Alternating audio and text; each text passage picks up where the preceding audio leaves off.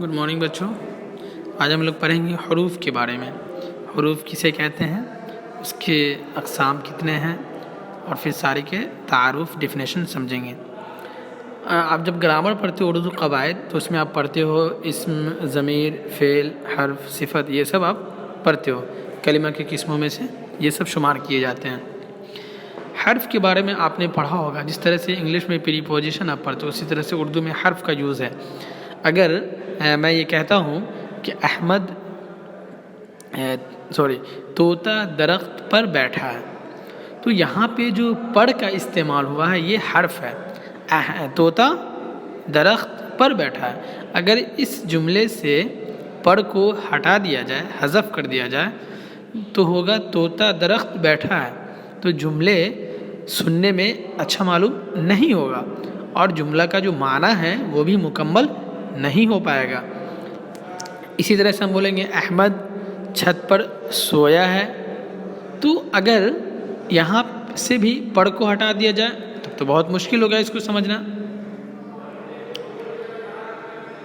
तो बच्चों, हर्फ का एक बहुत अहम रोल होता है क़वायद के अंदर, जुमले के बनावट के अंदर।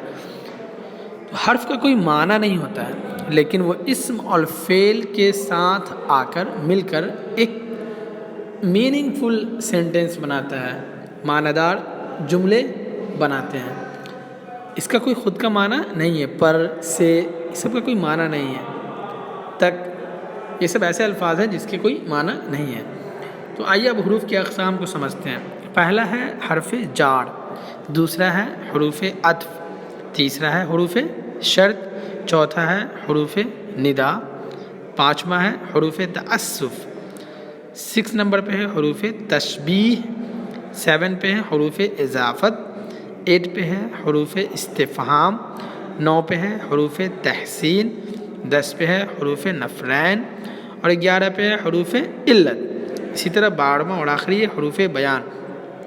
अब आइए हम लोग अलग अलग इसको समझते हैं। पहला था हर्फ जार। हर्फ जार का क्या मतलब है? हर्फ जार वो हरूफ होते हैं जो किसी इस्म को फ़ेल के साथ मिलाते हैं। यानी क्या समझ में आया कि हर्फ जार जो होता है वो इस्म को फ़ेल के साथ मिलाता है। जैसे कागज़ और पेंसिल मेज़ पर रख दो, इस जुमले में जो पर आया है वो हर्फ जार है। कागज़ भी इसम है और पेंसिल भी इसम है। कागज़ और पेंसिल मेज़ पर रख दो, पर जो है दोनों को आपस में मिला रहा है। उर्दू के हरूफ जार कौन कौन है आप ये देख सकते हो कि जब आप इस्तेमाल करते हो हर्फ जार का तो कौन कौन से लफ्ज़ हैं जो हर्फ जार के तौर पे इस्तेमाल होते हैं। का, के, की, को, तक, पर, से, तलक, ऊपर, नीचे, पे, दरमियान, साथ, अंदर, बाहर, ये सारे के सारे हरूफ जार हैं। दूसरा है हरूफ अत्फ़। आप इसके तारीफ़ जो है डिफिनेशन आप लिख सकते हो देख करके अपने कॉपी पे। हरूफ अत्फ़, अत्फ़ का क्या माना होता है? हरूफ अत्फ़ वो हरूफ होते हैं जो दो इस्मों या दो जुमलों को आपस में मिलाने के लिए इस्तेमाल होते हैं। गौर कीजिएगा, दो इस्मों को या दो जुमलों को मिलाने के लिए इस्तेमाल होते हैं। जैसे कलम और दवात मेज़ पर रख दो, कलम और दवात मेज़ पर रख दो। तो यहाँ पे कलम भी इसमें है और दवात भी इसमें है, बीच में एक लफ्ज़ आया है और। तो यहाँ पे जो और है ये हरूफ अत्फ़ है कि कलम भी इसमें है और दवात भी इसमें है, ये दोनों इसम को मिला रहा है। कौन सा लफ्ज़ मिला रहा है? तो और मिला रहा है। मेज़ पर रख दो, हिना खाना खाकर स्कूल गई। इन जुमलों में और कर हरूफ अत्फ़ है। तो हिना खाना खा कर, तो यहाँ पे जो कर है ये लफ्ज़ इस्तेमाल हुआ कर, ये हर्फ अत्फ़ है। उर्दू में जो हरूफ अत्फ़ के लिए इस्तेमाल होने वाले अल्फाज हैं वो ये हैं, जैसे और, वाव, नीस, फिर, भी वग़ैरह हरूफ अत्फ़ हैं। तीसरा है हरूफ शर्त। हरूफ शर्त किसे कहते हैं? हरूफ शर्त वो हरूफ होते हैं जो शर्त के मौका पर बोले जाते हैं।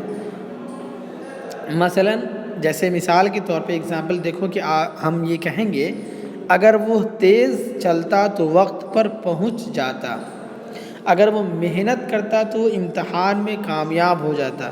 تو ان دونوں جملے میں ہم نے اگر کا استعمال کیا ہے، تو سارے جملے جو ہیں اگر پہ آخر ڈیپینڈ ہو گئے۔ اگر محنت کرتا تب کامیاب ہوتا، تو محنت کرتا اور کامیاب ہوتا یہ سارے کے سارے اگر پہ منحصر ہو گئے، ڈیپینڈ ہو گئے۔ تو یہ شرط ہو گیا کہ کسی بات کو کہنے کے لیے شرط لگا دیا، ڈیپینڈ ہونا پڑتا ہے کہ ایسا کرو گے تب ایسا ہوگا، تو اس کو کہتے ہیں شرط۔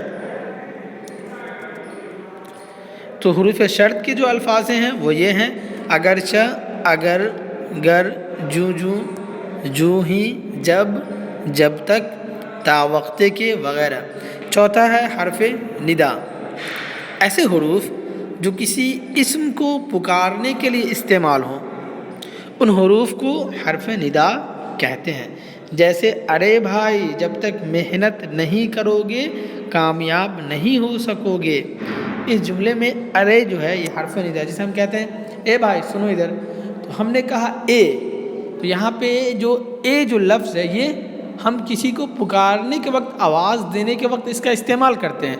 تو اے یہ حرف ندا ہے، ندا کا مطلب ہوتا ہے آواز دینا، تو آواز دینے کے لیے جو الفاظ ہم استعمال کرتے ہیں وہ حرف ندا کہلائے گا۔ جیسے ہم بولیں گے یا اللہ، تو ہم نے اللہ کو یا سے مخاطب کیا، ایڈریس کیا، تو یا جو ہے یہاں پہ حرف ندا ہے۔ جیسے حروف ندا کے کچھ لفظ دیے ہوئے، جیسے اڑے، ابے سنتا نہیں ہے، او، اچھی وغیرہ، یہ سب حرف ندا ہے۔ بچوں اس کے بعد کی جو قسم ہے وہ میں کل پڑھاؤں گا۔ آج 4 قسموں کو ہم نے پڑھایا ہے اور کل بچ گیا کتنا، 6 بچ گیا ہے نا۔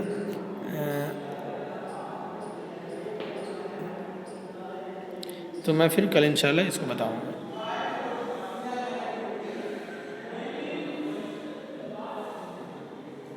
8 بج گئے ہیں تو کل میں اس کو پورا کر دوں گا۔